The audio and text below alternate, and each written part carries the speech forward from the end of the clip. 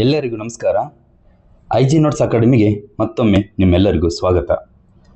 ಇದು ಸ್ಪರ್ಧಾ ವಿಜೇತ ಮ್ಯಾಗಝೀನಿನ ಏಪ್ರಿಲ್ ತಿಂಗಳ ಸರಣಿಯಲ್ಲಿ ಇದು 5ನೇ ವಿಡಿಯೋ ಆಗಿದೆ. ಈ ಮುಂಚೆ ಇನ್ನೂ ಆ ಏಪ್ರಿಲ್ ತಿಂಗಳ ವಿಡಿಯೋನ ಯಾರೆಲ್ಲ ನೋಡಿಲ್ಲ ಆ ಕ್ಲಾಸನ್ನು ಪ್ಲೇಲಿಸ್ಟ್ನಲ್ಲಿ ಹಾಕಲಾಗಿದೆ. ಸೊ ಒಂದೊಮ್ಮೆ ಹೋಗಿ ಆ ಕ್ಲಾಸನ್ನು ಕೇಳಿಕೊಂಡು ಬನ್ನಿ. ಸೊ ನಾನು ಮುಂಚೆನೇ ಹೇಳಿದ ಹಾಗೆ ಎಕ್ಸಾಮ್ ಓರಿಯೆಂಟೆಡ್ ಪರ್ಪಸ್ ಮಾತ್ರ ಈ ಕ್ಲಾಸ್ ಇದೆ. ಯಾಕಂದರೆ ಎಲ್ಲವನ್ನು ಓದಬೇಕಾ ಸರ್ ಮ್ಯಾಗ್ಝಿನ್ದಲ್ಲಿ? ಎಲ್ಲ ಓದೋ ಅವಶ್ಯಕತೆ ನಮಗಿಲ್ಲ. ಸೊ ಮ್ಯಾಗ್ಝಿನ್ದಲ್ಲಿ ನಮಗೆ ಎಕ್ಸಾಮ್ಗೆ ಎಷ್ಟು ಬೇಕೋ ಅಷ್ಟನ್ನು ಮಾತ್ರ ಓದಬೇಕು. ಫಾರ್ ಎಕ್ಸಾಂಪಲ್, ನಾನು ಈ ಮುಂಚೆ ಹಿಂದಿನ ಕ್ಲಾಸ್ದಲ್ಲಿ ನಿಮಗೆ ಹೇಳಿದ ಹಾಗೆ ಇದೇ ಏಪ್ರಿಲ್ ತಿಂಗಳ ಮ್ಯಾಗ್ಝಿನ್ದಲ್ಲಿ ಜನಗಣತಿ ಬಗ್ಗೆ ಒಂದು ಕ್ವಶನ್ ಇತ್ತು. ಜನಗಣತಿ ಬಗ್ಗೆ ಒಂದು ಫುಲ್ ಆರ್ಟಿಕಲ್ ಕೊಟ್ಟಿದ್ದಾರೆ, 2027 ಜನಗಣತಿ ಮಾಸ್ಕಟ್ ಅಂತ. ಅದರಲ್ಲಿ ನಾನು ಹೇಳಿದ್ದೆ ನಿಮಗೆ ಪ್ರಗತಿ ಮತ್ತು ವಿಕಾಸ ಸರ್ ಇವೆರಡೇ ಮಾಸ್ಕಟ್ನ ನೋಡ್ಕೊಂಡು ಹೋಗಿ ಅಂತ ಹೇಳಿದ್ದೆ. ನಾನು ಉಳಿದಿರೋದು ಯಾವುದು ಓದೋ ಅವಶ್ಯಕತೆ ಇಲ್ಲ. ಮತ್ತು ಅದರಲ್ಲಿರುವ ಸ್ವಲ್ಪ ಒಂದು ಸ್ಟ್ಯಾಂಡರ್ಡ್ ಅಬ್ರಿವೇಷನ್ಸ್ ಅಂದರೆ ಅದೇನು ಸ್ಟ್ಯಾಂಡರ್ಡ್ ಫುಲ್ ಫಾರ್ಮ್ ಬರುತ್ತೆ ಅದನ್ನಷ್ಟು ನೋಡ್ಕೊಂಡು ಹೋಗಿ ಅಂತ ಹೇಳಿದೆ. ಎಕ್ಸಾಮ್ದಲ್ಲಿ ಸರ್ KA ಎಕ್ಸಾಮ್ದಲ್ಲಿ ಇದನ್ನೇ ಕೇಳಿದ್ದಾರೆ. ಸೊ ಇದನ್ನು ಎಕ್ಸಾಮ್ ಓರಿಯೆಂಟೆಡ್ ಅಂತ ಕರಿತೀವಿ ನಾವು. ಎಕ್ಸಾಮ್ ಓರಿಯೆಂಟೆಡ್, ಎಕ್ಸಾಮ್ಗೆ ಎಷ್ಟು ಬೇಕೋ ಅಷ್ಟೇ. ಅದೇ ರೀತಿ ಮುಂದಿನ ಕ್ಲಾಸ್ನಲ್ಲೂ ಎಲ್ಲ ಇದೇ ಥರ ಕವರ್ ಮಾಡ್ತಾ ಹೋಗ್ತಾನೆ. ಯಾರೆಲ್ಲ ಇನ್ನೂ ನಮ್ಮ ಚಾನಲ್ಗೆ ಸಬ್ಸ್ಕ್ರೈಬ್ ಆಗಿಲ್ಲ ಸಬ್ಸ್ಕ್ರೈಬ್ ಆಗಿ, ಹಾಗೆ ನಿಮ್ಮ ಫ್ರೆಂಡ್ಸ್ಗೂ ಶೇರ್ ಮಾಡಿ, ಲೈಕ್ ಮಾಡಿ. ಓಕೆ, ಹಾಗಿದ್ರೆ ಬನ್ನಿ, ಸಮಯ ವ್ಯರ್ಥ ಮಾಡೋದು ಬೇಡ, ಈಗ ಕ್ಲಾಸಿಗೆ ಹೋಗೋಣ. ಸೊ ಇವತ್ತಿನ ಮೊದಲ ಟಾಪಿಕ್ ಏನಿದೆ ಅಂತಂದರೆ, ಹಿಂದೂ ಬೌದ್ಧ ಸಿಖ್ ಧರ್ಮ ಬಿಟ್ಟು ಬೇರೆ ಧರ್ಮಕ್ಕೆ ಮತಾಂತರಗೊಂಡರೆ SC ಸ್ಥಾನ ರದ್ದು ಅಂತ ಕೊಟ್ಟಿದ್ದಾರೆ. ಸರ್ ಇದರಲ್ಲಿ ಏನೋ ಓದಬೇಕು ಸರ್? ಇವೆಲ್ಲ ಓದೋ ಅವಶ್ಯಕತೆ ಇಲ್ಲ ಸರ್. ನಮಗೆ ಬೇಕಿರೋದು ಇಷ್ಟೇ ಸರ್. ಏನು ಓದಬೇಕು ಸರ್ ಇದರಲ್ಲಿ? ನೋಡಿ, ಹಿಂದೂ ಬೌದ್ಧ ಸಿಖ್ ಧರ್ಮವನ್ನು ಹೊರತುಪಡಿಸಿ ಇತರೆ ಧರ್ಮಕ್ಕೆ ಮತಾಂತರವಾಗುವ ವ್ಯಕ್ತಿ ಪರಿಶಿಷ್ಟ ಜಾತಿ ಸ್ಥಾನವನ್ನು ಕಳೆದುಕೊಳ್ಳುತ್ತಾನೆ ಎಂದು ಸುಪ್ರೀಂ ಕೋರ್ಟ್ ಏನು ಮಾಡೈತಿ? ಮಹತ್ವದ ತೀರ್ಪನ್ನು ನೀಡೈತಿ. ಈ 3 ಧರ್ಮಗಳನ್ನು ಪಾಲಿಸುವವರು ಮಾತ್ರ SC ಸ್ಥಾನವನ್ನು ಕೇಳುವ ಹಕ್ಕನ್ನು ಹೊಂದಿರುತ್ತಾರೆ ಎಂದು ಸುಪ್ರೀಂ ಕೋರ್ಟ್ ಸ್ಪಷ್ಟಪಡಿಸಿದೆ. ಅಂದರೆ ಎಕ್ಸಾಮ್ದಲ್ಲಿ ಏನು ಕೇಳ್ಬೋದು ಸರ್ ನಮಗೆ?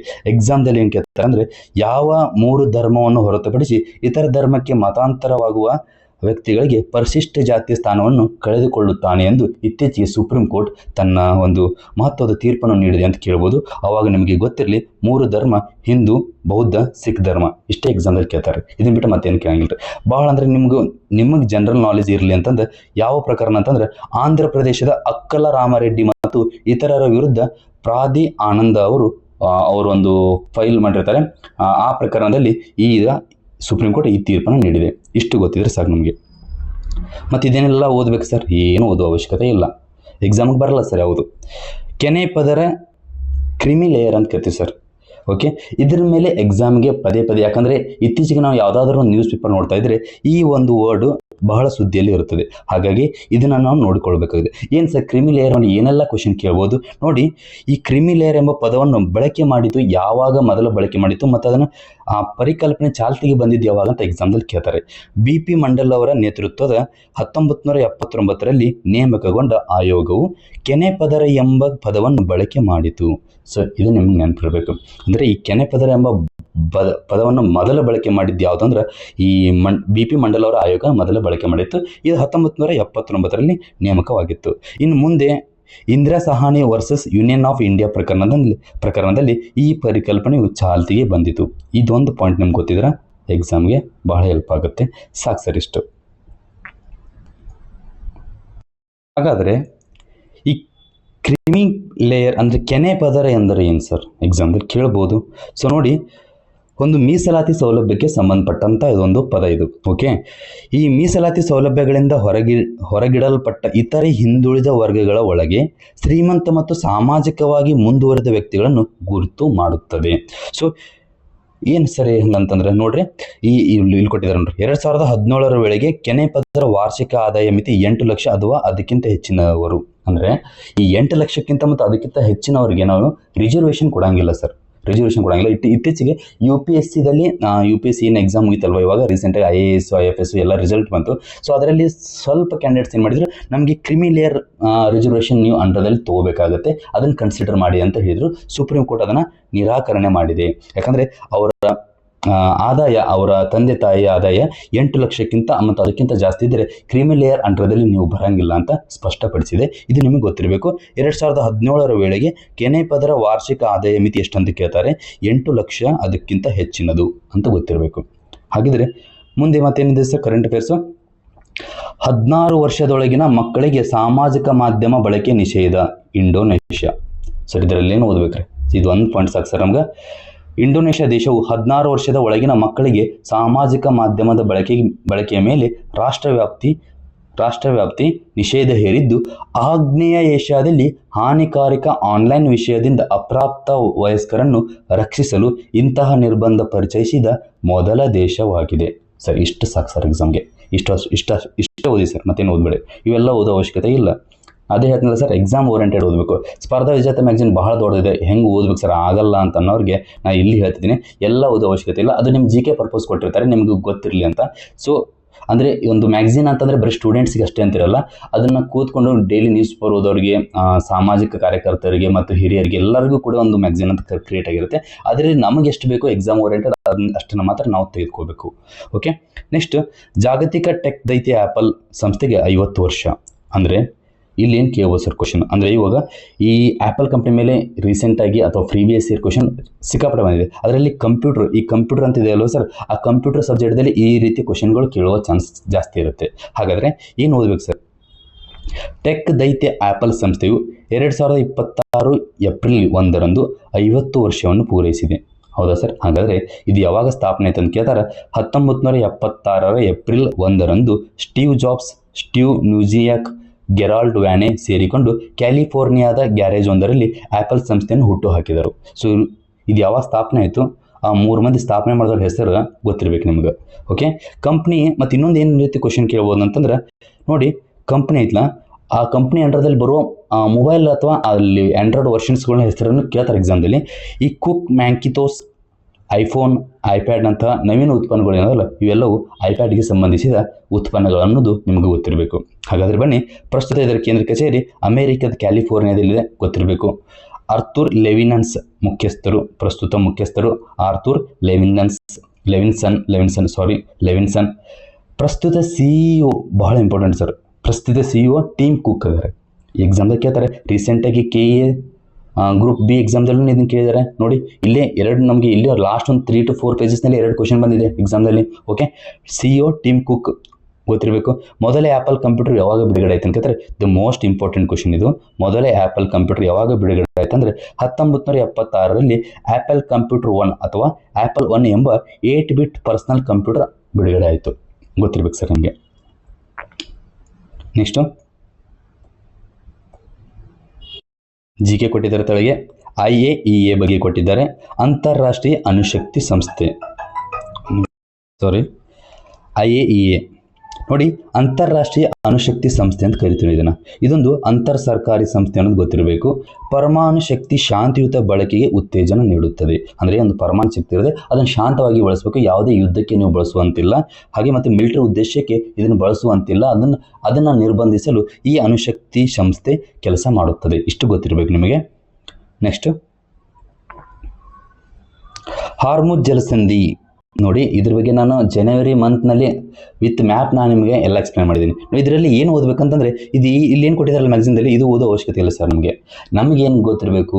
ಸೊ ಹಾರ್ಮುಜ್ ಜಲಸಂಧಿ ಸುದ್ದಿಯಲ್ಲಿದೆ ಅಂದರೆ ನೋಡಿ, ಈ ಡೈಗ್ರಾಮ್ ಇಂಪಾರ್ಟೆಂಟ್ ಆಗುತ್ತೆ ನಮಗೆ. ಇಲ್ಲಿರೋದೇನು Persian Gulf of Oman. Okay, ಇವೆರಡನ್ನು ಸಂಧಿಸುವುದು ಈ ಹಾರ್ಮುಜ್ ಜಲಸಂಧಿ ಗೊತ್ತಿರಬೇಕು. ಪರ್ಷಿಯನ್ ಗಲ್ಫ್ ಮತ್ತು ಗಲ್ಫ್ ಆಫ್ ಓಮನ್, ಪರ್ಷಿಯನ್ ಮತ್ತು ಗಲ್ಫ್ ಆಫ್ ಓಮನ್, ಇವೆರಡನ್ನು ಸಂಧಿಸುವುದು ಯಾವುದಂದ್ರೆ ಈ ಹಾರ್ಮುಜ್ ಜಲಸಂಧಿ. ಗೊತ್ತಿರಬೇಕು, ಎಕ್ಸಾಮ್ದಲ್ಲಿ ಇಂಪಾರ್ಟೆಂಟ್ ಕೇಳ್ತಾರೆ. ಎಕ್ಸಾಮ್ದಲ್ಲಿ ಡೈರೆಕ್ಟ್ ಕೇಳ್ತಾರೆ ಸರ್ ಕ್ವಶನ್ಸ್, ಗೊತ್ತಿರ್ಬೇಕು ನಿಮಗೆ. ಹಾರ್ಮೋನ್ ಜಲಸಂಧಿ ಇದ್ರ ಮೇಲೆ ಫಿಕ್ಸ್ ಕ್ವಶನ್ ಐತ್ರಿ. ಏನು ಕೇಳ್ತಾರೆ ರೀ? ಹಾರ್ಮೋನ್ ಜಲಸಂಧಿ ಕೇಳ್ತಾರ. ಹಾರ್ಮೋನ್ ಜಲಸಂಧಿ ಇದ್ರ ಮೇಲೆ ಫಿಕ್ಸ್ ಒಂದು ಕ್ವಶನ್ ಬರುತ್ತೆ. ಎಲ್ಲರೂ ರೆಡಿ ಆಗ್ರಿ. KSP ಇದ್ದವ್ರು, KPSC, KE ಇದ್ದವ್ರು ಎಲ್ಲರಿಗೂ ಇದ್ರ ಮೇಲೆ ಅಂದ್ರೆ ಕ್ವಶನ್ ಫಿಕ್ಸ್ ಬರುತ್ತೆ. ಆ ಫಿಕ್ಸ್ ಕ್ವಶನ್ ಯಾವುದಂತಂದ್ರೆ ಇದು ಯಾವುದನ್ನು ಸಂಧಿಸುತ್ತದೆ ಅಂತ ಕೇಳ್ತಾರೆ ನೋಡಿ. ಅದು ಸಂಧಿಸುವುದು ಪರ್ಷಿಯನ್ ಗಲ್ಫ್ ಮತ್ತು ಓಮನ್ ಗಲ್ಫ್ ಸಂಧಿಸುತ್ತಾರೆ. ಇದು ಇಂಪಾರ್ಟೆಂಟ್ ಕ್ವಶನ್, ಪಕ್ಕಾ ಎಕ್ಸಾಮ್ದಾಗ ಕೇಳ್ತಾರೆ. ಸೊ ಇದನ್ನ ನೆಗ್ಲೆಕ್ಟ್ ಮಾಡೋಕ್ಕೆ ಹೋಗ್ಬೇಡ್ರಿ. ಓಕೆ, ನೆಕ್ಸ್ಟ್ ಇಸ್ರೇಲ್ ರಕ್ಷಣಾ ಪಡೆಯಿಂದ ಲೆಬನಾನ್ ಮೇಲೆ ಬಿಳಿ ರಂಜಕ ಮಿಶ್ರಿತ ಬೆಂಕಿ ಉಂಡೆ ಶೆಲ್ಗಳ ದಾಳಿ ಅಂತ ಕೊಟ್ಟಿದ್ದಾರೆ. ಇಲ್ಲಿದೆ ನೋಡಿ. ಓಕೆ, ಇಸ್ರೇಲ್ ರಕ್ಷಣಾ ಪಡೆಯಿಂದ ಲೆಬನಾನ್ ಮೇಲೆ ಬಿಳಿ ರಂಜಕ ಮಿಶ್ರಿತ ಬೆಂಕಿ ಉಂಡೆ ಶೆಲ್ಗಳ ದಾಳಿ. ಇಲ್ಲಿ ಏನು ಓದ್ಬೇಕು ಸರ್ ನಾವು? ನೋಡಿ, ಮಧ್ಯಪ್ರಾಚ್ಯ ಕೊಲ್ಲಿ ದೇಶಗಳ ಸಮರದ ನಡುವೆ ವಸತಿ ಪ್ರದೇಶಗಳ ಮೇಲೆ ಇಸ್ರೇಲ್ ರಕ್ಷಣಾ ಪಡೆ ಬಿಳಿ ರಂಜಕ ಮಿಶ್ರಿತ ಬೆಂಕಿ ಉಂಡೆ ಶೆಲ್ಗಳನ್ನು ಬಳಸಿರುವುದು ಸಂಘರ್ಷದ ಆಯಾಮವನ್ನು ಮತ್ತೊಂದು ಹಂತಕ್ಕೆ ಕೊಂಡೊಯ್ದಿದೆ. ಇರಾನ್ ಬೆಂಬಲಿತ ಲೆಬನಾನಿನ ಹೆಜ್ಬುಲ್ಲಾ ಬಂಡುಕೋರರು, ಇದು ಗೊತ್ತಿರ್ಬೇಕು ಸರ್ ನಿಮ್ಗೆ. ಇಲ್ಲಿ ಹೇಳತ್ ನೋಡ್ರಿ, ಲೆಬನಾನಿನ ಹೆಜ್ಬುಲ್ಲಾ ಬಂಡುಕೋರರು ಪಡೆಯನ್ನು ಸೆದೆಬಡಿಯುವ ನೆಪದಲ್ಲಿ. ಸೊ ಇದನ್ನು ಏನು ಕೇಳೋದು ಇತ್ತೀಚೆಗೆ? ಸೊ ಲೆಬನಾನ್ ಅಥವಾ ಇಸ್ರೇಲ್ ಅಂದರೆ ಯಾವುದು, ಲೆಬನಾನ್ ಮೇಲೆ ಬಿಳಿ ರಂಜಕ ಮಿಶ್ರಿತ ಬೆಂಕಿ ಉಂಡೆ ಶೆಲ್ಗಳು ದಾಳಿ ಮಾಡಿದ್ದು ಯಾವ ಒಂದು ದೇಶ ಅಂತ ಕೇಳ್ತಾರೆ? ಇಸ್ರೇಲ್ ಅನ್ನೋದು ಗೊತ್ತಿರಬೇಕು ನಿಮಗೆ. ಮತ್ತು ಈ ಲೆಬನಾನ್ನ ಅಲ್ಲಿ ಬಂಡುಕೋರರ ಹೆಸರುಗಳನ್ನು ಮುಂದಿನ ಎಕ್ಸಾಮ್ದಲ್ಲಿ ಮ್ಯಾಚ್ ದ ಫಾಲೋವಿಂಗ್ದಲ್ಲಿ ಕೇಳ್ಬೋದು. ನೋಡಿ, ಲೆಬನಾನ್ದಲ್ಲಿ ಈ ಹೆಜ್ಬುಲ್ಲಾ ಅಂತ ಬರ್ತಾರಲ್ಲ, ಹೆಜ್ಬುಲ್ಲಾ ಬಂಡುಕೋರರು ಯಾವ ಒಂದು ದೇಶಕ್ಕೆ ಸಂಬಂಧಿಸಿದ್ದಾರೆ ಅಂದರೆ ಲೆಬನಾನ್ ಅಂತ ನೀವು ಗೊತ್ತಿರಬೇಕಾಗುತ್ತೆ. ಓಕೆ, ಇಷ್ಟು ಓದ್ಕೊಳ್ಳಿ. ನೆಕ್ಸ್ಟು, ಏನಿದು ಬಿಳಿ ರಂಜಕ ಮಿಶ್ರಿತ ಶೆಲ್ ಅಂತ ಕೇಳ್ತಾರೆ. ಸೊ ಈ ಬಿಳಿ ರಂಜಕವು ಮೇಣದ ರೂಪದಲ್ಲಿ ರಾಸಾಯನಿಕ ವಸ್ತುವಾಗಿದೆ. ಆಮ್ಲಜನಕ ಸಂಪರ್ಕಕ್ಕೆ ಬಂದಾಗ ಸ್ವಯಂ ಪ್ರೇರಿತವಾಗಿ ಹೊತ್ತಿ ಉರಿಯುತ್ತದೆ. ಓಕೆ, ಮತ್ತು ಇದನ್ನು ನೋಡಿ, ನಿಮಗೆ ನಿಮಗೆ ಗೊತ್ತಿರಲಿಲ್ಲ ಅಂತ ಇದನ್ನು ಓದ್ಕೊಳ್ಳಿ. ಇಷ್ಟು ಎಕ್ಸಾಮ್ ಓರಿಯೆಂಟೆಡ್, ಅದೇನಿಲ್ಲ, ಅದೇನು ಇಂಪಾರ್ಟೆಂಟ್ ಅಲ್ಲ. ಇಲ್ಲಿ ನೋಡಿ, ಬಿಳಿ ರಂಜಕ ನಿರ್ಬಂಧಿಸುವ ಅಂತಾರಾಷ್ಟ್ರೀಯ ಒಪ್ಪಂದಕ್ಕೆ ಇಸ್ರೇಲ್ ಸಹಿ ಹಾಕಿಲ್ಲ ಸರ್. ಇಂಪಾರ್ಟೆಂಟ್, ಇಂಟರ್ನ್ಯಾಷನಲ್ ಇಶ್ಯೂಸ್ ಕೇಳ್ತಾರೆ. ಇತ್ತೀಚೆಗೆ ಬಿಳಿ ರಂಜಕ ಒಂದು ಅದೇನು ದಾಳಿ ಮಾಡೈತಿ, ಹಾಗಾಗಿ ಇದು ನ್ಯೂಸ್ನಲ್ಲಿ ಖಂಡಿತ ಬರುತ್ತೆ. ಹಾಗಾಗಿ ಈ ಬಿಳಿ ರಂಜಕ ನಿರ್ಬಂಧಿಸುವ ಅಂತಾರಾಷ್ಟ್ರೀಯ ಒಪ್ಪಂದನೂ ಆಗೈತಿ, ಆದರೆ ಅದಕ್ಕೆ ಇಸ್ರೇಲ್ ಸಹಿ ಹಾಕಿಲ್ಲ ಅನ್ನೋದು ನಿಮ್ಗೆ ಗೊತ್ತಿರಬೇಕು. ನೋಡಿ, ಇದ್ರ ಮೇಲೆ GK ಕ್ವಶನ್ಸ್ ಏನು ಕೇಳ್ತಾರೆ? ಹಾಗಾದರೆ ಬಿಳಿ ರಂಜಕದ ಏನು ಮಾಡ್ತೈತಿ ಅಂದರೆ ಶೀಘ್ರ ದಹನಶೀಲ ಗುಣ ಹೊಂದೈತಿ. ಒಂದು ಶೀಘ್ರ ದಹನಶೀಲ ಗುಣ ಹೊಂದಿದ್ದು ಗಾಳಿಯ ಸಂಪರ್ಕಕ್ಕೆ ಬಂದಾಗ ರಂಜಕದ ಜ್ವಾಲೆಯನ್ನು ಉಂಟು ಮಾಡುತ್ತದೆ ಅಂತ ಕೊಟ್ಟಿದ್ದಾರೆ. ಈ ಜ್ವಾಲೆಯನ್ನು ಸ್ತುರದೀಪ್ತ ಅಂದರೆ ಫಾಸ್ಫರ್ಸೆನ್ ಎನ್ನುವರು. ಇದು ಗೊತ್ತಿರಬೇಕು ನಿಮಗೆ. ಓಕೆ, ಫಾಸ್ಫರ್ಸೆನ್ ಎನ್ನುವರು ಬಿಳಿ ರಂಜಕವು ನೀರಿನಲ್ಲಿ ವರ್ತಿಸುವುದಿಲ್ಲ. ಇದು ಇಂಪಾರ್ಟೆಂಟ್. ಅಂದರೆ ಇದನ್ನು ನೀರಿನಲ್ಲಿ ಸೇಕರಿಸಿ ಇಡುತ್ತಾರೆ. ಗೊತ್ತಿರಬೇಕು ನಿಮ್ಗೆ. ಕೇಳ್ತಾರೆ ಎಕ್ಸಾಮ್ದಲ್ಲಿ, ಹಳೆಯ ಕ್ವಶನ್ ಪೇಪರ್ದಲ್ಲಿ PCದಲ್ಲಿ, PCE PSIದಲ್ಲಿ ಎಲ್ಲರೂ ಈ ಥರ ಕ್ವಶನ್ ಕೇಳ್ತಾರೆ. ಬಿಳಿ ರಂಜಕವನ್ನು ಯಾವುದರಲ್ಲಿ ಸೇಕರಣೆ ಮಾಡಿ ಇಡಲಾಗುತ್ತದೆ ಮತ್ತು ಅದರ ಬಗ್ಗೆ ನಿಮಗೆ ಕಾರಣ ಮತ್ತು ಅದೆಲ್ಲ ಗೊತ್ತಿದ್ರೆ ನೀವು ಈಸಿಯಾಗಿ ಆನ್ಸರ್ ಮಾಡ್ತೀರಾ. ಅದು ನೀರಿನಲ್ಲಿ ಅಂತ. ಯಾಕಂದರೆ ನೀರಿನಲ್ಲಿ ಅದು ರಿಯಾಕ್ಟ್ ಆಗಂಗಿಲ್ಲ. ಅದು ಯಾವಾಗ ಗಾಳಿಯ ಸಂಪರ್ಕಕ್ಕೆ ಬಂದಾಗ ಏನು ಮಾಡುತ್ತೆ, ತನ್ನ ಆಟೋಮೆಟಿಕ್ಕಾಗಿ ಅದನ್ನು ಹೊತ್ತಿ ಉರಿಯೋಕೆ ಸ್ಟಾರ್ಟ್ ಆಗುತ್ತೆ. ಇದು ನಿಮ್ಗೆ ಗೊತ್ತಿರಬೇಕು. ಅಮೆರಿಕದ ನ್ಯಾಟೋ ರಾಷ್ಟ್ರಗಳ ಬೆಂಬಲ ನಿರಾಕರಣೆ. ಸರ್ ಏನು ಸರ್ ಇದ್ರ ಮೇಲೆ ಏನು ಕ್ವಶನ್ ಕೇಳ್ಬೋದು? ಇದು ಬೇಡ. ನ್ಯಾಟೋ ದೇಶಗಳು ಯುದ್ಧದಲ್ಲಿ ಭಾಗವಹಿಸದಿರಲು ಕಾರಣಗಳು. ಇತ್ತೀಚೆಗೆ ಅಮೆರಿಕ ಏನು ಮಾಡುತ್ತೆ ಸರ್, ನಾವು ಯುದ್ಧ ಮಾಡತ್ತೀವಿ ರೀ, ನ್ಯಾಟೋದವ್ರು ಇದ್ದೀವಿ, ಸೊ ನೀವು ನಮ್ಗೆ ಹೆಲ್ಪ್ ಮಾಡಿರಿ ಅಂತ ಕೇಳ್ತದೆ. ಅಂದರೆ ನ್ಯಾಟೋ ಸಂಘಟನೆಗಳು ಅಮೆರಿಕ ಐತಿ. ಹಾಗಾಗಿ ನ್ಯಾಟೋದವ್ರು ಏನು ಮಾಡಿದ್ರೆ, ಆಗಲ್ಲ, ನಾವು ನಿಮಗೆ ಹೆಲ್ಪ್ ಮಾಡೋಕ್ಕಾಗಲ್ಲ ಅಂತಂದ್ರೆ ಕಾರಣ ಏನಂತ ನಾನು ನಿಮ್ಗೆ ಹೇಳ್ತೀನಿ. ನ್ಯಾಟೋ ಒಕ್ಕೂಟದ ಒಪ್ಪಂದದ 5ನೇ ನಿಯಮದ ಪ್ರಕಾರ, ನ್ಯಾಟೋ ಒಕ್ಕೂಟದ ಒಂದು ಒಪ್ಪಂದ ಐತ್ರಿ, ನ್ಯಾಟೋ ಒಕ್ಕೂಟದ ಒಂದು ಒಪ್ಪಂದ ಐತಿ. ಆ ಒಪ್ಪಂದದ 5ನೇ ನಿಯಮ ಪ್ರಕಾರ ಏನು ಹೇಳ್ತದೆ? ಎಕ್ಸಾಮ್ದಾಗ ಕೇಳ್ತಾರೆ ಸರ್ ಇದನ್ನು. ಈಗ ಇಂಪಾರ್ಟೆಂಟ್ ರೀ. 5ನೇ ನಿಯಮ, ನ್ಯಾಟೋ ಒಕ್ಕೂಟದ ಒಪ್ಪಂದದ 5ನೇ ನಿಯಮ ಏನಂತ ಹೇಳ್ತೈತೆ ಅಂತ ಕೇಳ್ತಾರೆ.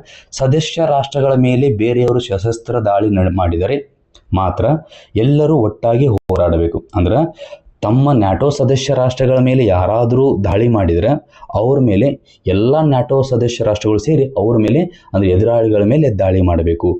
Important point. ಅಂದ್ರೆ ಸದಸ್ಯ ರಾಷ್ಟ್ರಗಳ ಮೇಲೆ ಬೇರೆದವರು ತಾವಾಗೇ ದಾಳಿ ಮಾಡಿದ್ರೆ, ನಾವೇ ಹೋಗಿ ಅವ್ರ ಮೇಲೆ ದಾಳಿ ಮಾಡಿದ್ರೆ ಅಲ್ಲ ಸರ್. ಇಲ್ಲಿ ಅದನ್ನೇ ಹೇಳ್ತಿದ್ದಾರೆ. ಸೊ ಸದಸ್ಯ ರಾಷ್ಟ್ರಗಳ ಮೇಲೆ ಬೇರೆಯವರು ಸಶಸ್ತ್ರ ದಾಳಿ ಮಾಡಿದರೆ ಎಲ್ಲರೂ ಒಟ್ಟಾಗಿ ಹೋರಾಡಬೇಕು. ಒಬ್ಬ ಸದಸ್ಯರ ವಿರುದ್ಧ ಸಶಸ್ತ್ರ ದಾಳಿ ನಡೆದರೆ ಅದು ಎಲ್ಲ ಸದಸ್ಯ ರಾಷ್ಟ್ರಗಳ ವಿರುದ್ಧದ ದಾಳಿ ಎಂದು ಪರಿಗಣಿಸಲಾಗುತ್ತದೆ ನಿಯಮ 5ರ ಪ್ರಕಾರ. ಆದರೆ ಇಲ್ಲಿ ಆಗಿದ್ದೇನೆ ಸರ್, ಈಗ ಇರಾನ್ನ ಮೇಲೆ ಅಮೆರಿಕವೇ ಮೊದಲು ದಾಳಿ ಮಾಡಿರುವುದರಿಂದ ಇದು ರಕ್ಷಣಾತ್ಮಕ ಯುದ್ಧ ಅಲ್ಲ ಎಂದು ನ್ಯಾಟೋ ಸದಸ್ಯ ರಾಷ್ಟ್ರಗಳು ವಾದಿಸುತ್ತಿವೆ ಅಂತ ಹೇಳ್ತಾರೆ. ಇಂಪಾರ್ಟೆಂಟ್ ಸರ್ ಇದು. ಇರಾನ್ ಅಥವಾ ಮಧ್ಯಪ್ರಾಚ್ಯ ಪ್ರದೇಶಗಳು ನ್ಯಾಟೋ ಭೌಗೋಳಿಕ ವ್ಯಾಪ್ತಿಗೆ ಬರುವುದಿಲ್ಲ. ಸೊ ಕ್ವಶನ್ ಕೇಳ್ತಾರೆ, ನ್ಯಾಟೋ ಅಂದರೆ ನಿಮ್ಗೆ ಏನು ಕೇಳ್ತಾರೆ, ನ್ಯಾಟೋ ಎಲ್ಲ ಸದಸ್ಯ ರಾಷ್ಟ್ರಗಳು ನೆನ್ಪಿಟ್ಕೋಬೇಕಾ? ಆಗಲ್ಲ ಸರ್, ನಿಮಗೆ ಎಲ್ಲ ಸದಸ್ಯ ರಾಷ್ಟ್ರಗಳು ನೆನ್ಪಿಟ್ಕೋಕ್ಕಾಗಲ್ಲ. ಆದರೆ ಇದರಲ್ಲಿ ಏನು ಕೇಳ್ತಾರೆ ಕ್ವಶನಲ್ಲಿ, ನ್ಯಾಟೋ ಸದಸ್ಯ ರಾಷ್ಟ್ರಗಳ ಯಾವ್ಯಾವ ಅಂತ ಗುರುತಿನ ಮಾಡಂತಾರೆ. ಅದ್ರಾಗ ಆಪ್ಷನ್ ಕೊಟ್ಟಿರ್ತಾರೆ, ಇರಾನು ಕೊಟ್ಟಿರ್ತಾರೆ. ಇರಾನ್ ಮತ್ತು ಮಧ್ಯಪ್ರಾಚ್ಯ ರಾಷ್ಟ್ರಗಳು ನ್ಯಾಟೋ ಸದಸ್ಯ ರಾಷ್ಟ್ರಗಳು ಬರಂಗಿಲ್ಲ. ಗೊತ್ತಿರ್ಬೇಕು ನಿಮ್ಗೆ. ಈ ಥರ ಗೊತ್ತಿದ್ರೆ ನಿಮಗೆ ಆರಾಮಾಗಿ ಎಕ್ಸಾಮ್ದಲ್ಲಿ ಆನ್ಸರ್ ಮಾಡ್ಬೋದು. ಈ ನ್ಯಾಟೋ ಬಗ್ಗೆ ಮಾಹಿತಿ, ನಾರ್ತ್ ಅಟ್ಲಾಂಟಿಕ್ ಟ್ರೀಟಿ ಆರ್ಗನೈಸೇಷನ್ ಅಂತ ಕರಿತೀವಿ ನಾವು ಇದನ್ನು. ನೋಡಿ, ಉತ್ತರ ಅಮೆರಿಕ ಮತ್ತು ಯುರೋಪ್ ಖಂಡಗಳ ಏನದಲ್ಲ ಆ ರಾಷ್ಟ್ರಗಳ ನಡುವಿನ ಒಂದು ಮಿಲಿಟರಿ ಮೈತ್ರಿಕೂಟ ಆಗೈತಿ ಸರ್. ಇದು ಒಂದು ಮಿಲಿಟರಿ ಮೈತ್ರಿಕೂಟ ಆಗೈತಿ, ಗೊತ್ತಿರಬೇಕು.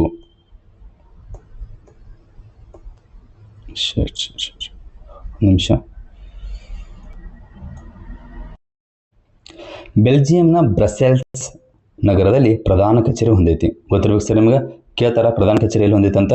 ಫಸ್ಟ್ ಯಾವ ಎರಡು ಖಂಡಗಳ ರಾಷ್ಟ್ರಗಳ ನಡುವಿನ ಒಂದು ಮಿಲಿಟರಿ ಮೈತ್ರಿಕೂಟ ಅಂತಂದ್ರೆ ಉತ್ತರ ಅಮೆರಿಕ ಮತ್ತು ಯುರೋಪ್ ಖಂಡಗಳು ಏನದಲ್ಲ ಆ ಎರಡು ಖಂಡಗಳ ನಡುವಿನ ಅಂದ್ರೆ ರಾಷ್ಟ್ರಗಳ ನಡುವಿನ ಒಂದು ಮಿಲಿಟರಿ ಮೈತ್ರಿಕೂಟ ಅನ್ನೋದು ಗೊತ್ತಿರಬೇಕು.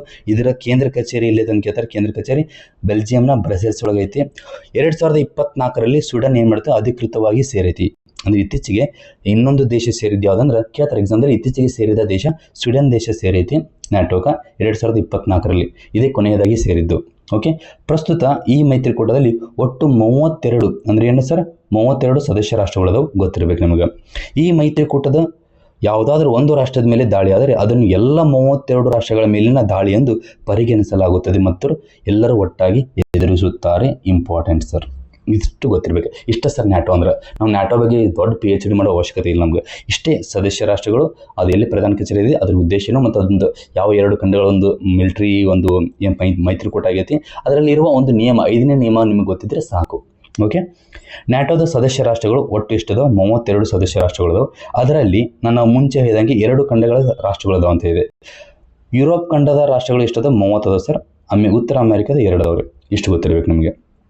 ಹಾಗಾದರೆ ನೆಕ್ಸ್ಟ್ ಇತ್ತೀಚೆಗೆ ಸೇರ್ಪಡೆಗೊಂಡ ರಾಷ್ಟ್ರಗಳು ಅಂತ ಕೇಳ್ತಾರೆ ನೋಡಿ.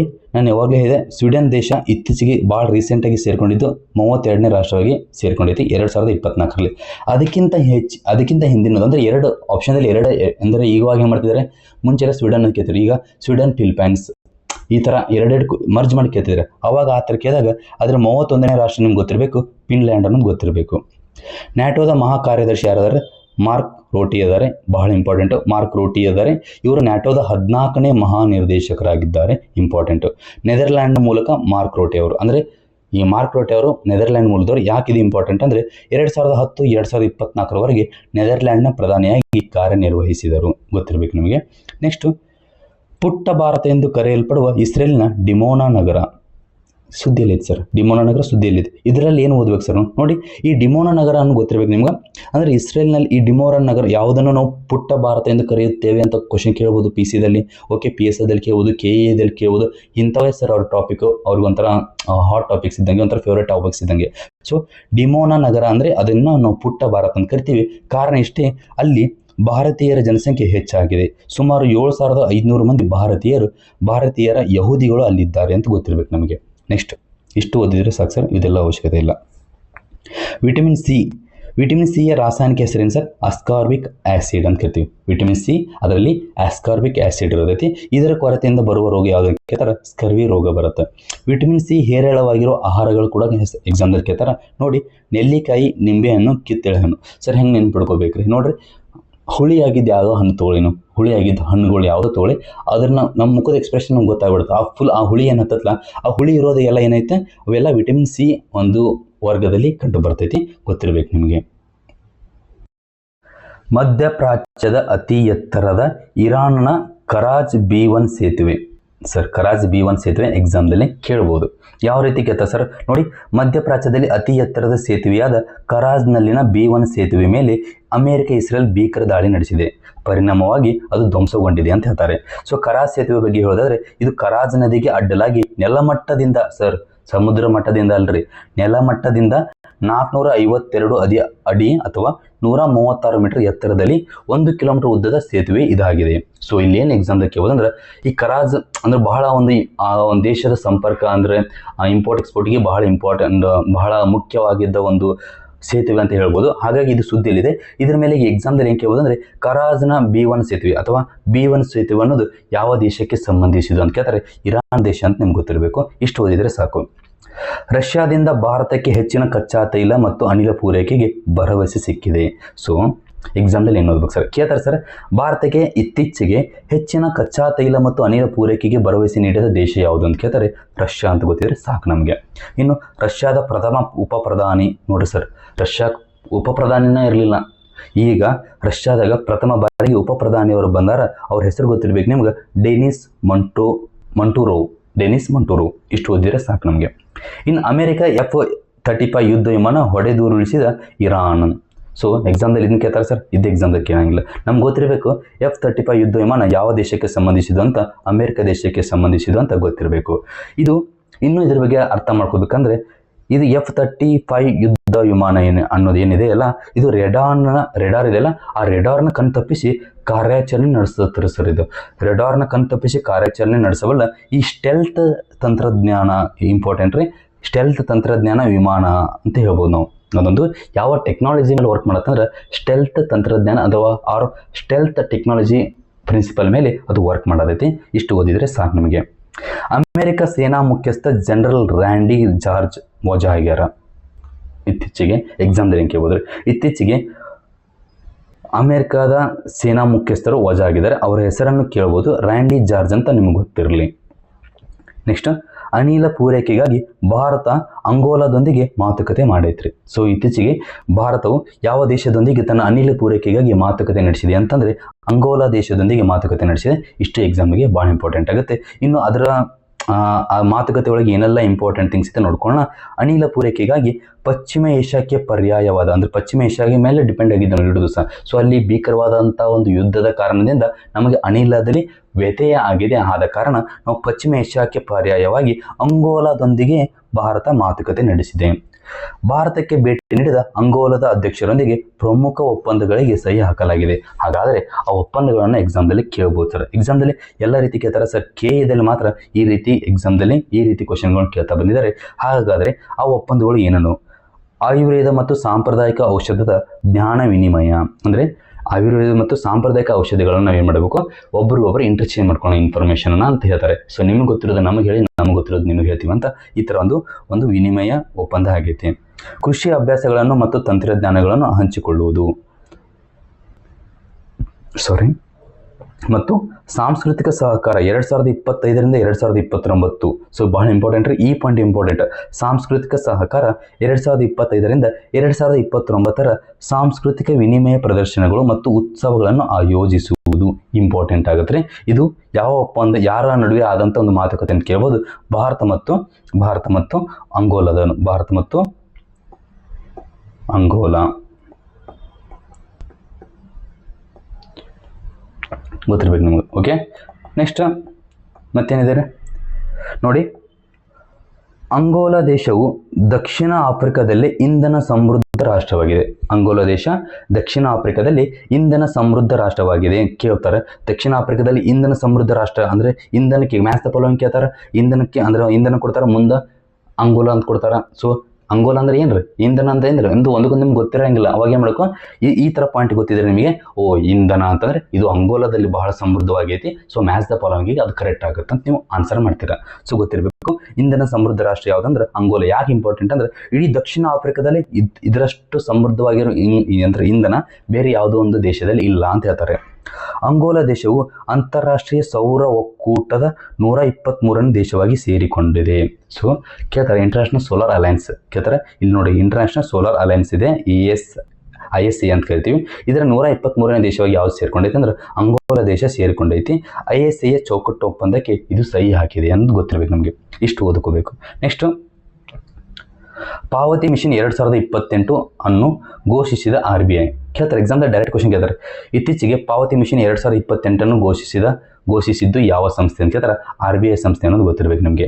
ಭಾರತದ ಪಾವತಿ ಗಡಿಯನ್ನು ರೂಪಿಸುವುದು ಎಂಬ ಧ್ಯೇಯದಡಿಯಲ್ಲಿ ಕೇಳ್ತಾರೆ. ಧ್ಯೇಯ ಅಂತ, ಭಾರತದ ಪಾವತಿ ಗಡಿಯನ್ನು ರೂಪಿಸುವುದು ಎಂಬ ಧ್ಯೇಯವನ್ನು ಇಟ್ಟುಕೊಂಡು ಭಾರತದಲ್ಲಿ ವೇಗವಾಗಿ ಬೆಳೆಯುತ್ತಿರುವ ಡಿಜಿಟಲ್ ಪಾವತಿ ಪರಿಸರ ವ್ಯವಸ್ಥೆಯನ್ನು ಬಲಪಡಿಸಲು ಮತ್ತು ವಿಸ್ತರಿಸಲು ಮಾರ್ಗಸೂಚಿಯನ್ನು ವಿವರಿಸುವ ಪಾವತಿ ಮಿಷನ್ 2028. ಇಷ್ಟು ಗೊತ್ತಿರಬೇಕು ನಿಮಗೆ. ಇದರಲ್ಲಿ ಏನು ಬರುತ್ತೆ ಸರ್, ಈ ಪಾವತಿ ಮಿಷನ್ 2028ರಲ್ಲಿ ಗಮನಿಸಬೇಕಾದ ಪ್ರಮುಖ ಕ್ಷೇತ್ರಗಳು ಯಾವುದಂದ್ರೆ ಬಳಕೆದಾರರು ಸಬಲೀಕರಣ ಮತ್ತು ಅನುಕೂಲತೆ ಮಾಡಿಕೊಡುವುದು, ಮತ್ತು ವಂಚನೆ ತಡೆಗಟ್ಟುವಿಕೆ ಮತ್ತು ಭದ್ರತೆ ಕೊಡುವುದು, ಪರಿಣಾಮಕಾರಿ ಗಡಿಯಾಚೆಗಿನ ಪಾವತಿಗಳು ಮತ್ತು ವ್ಯವಹಾರ ಮಾಡುವ ಸುಲಭತೆ.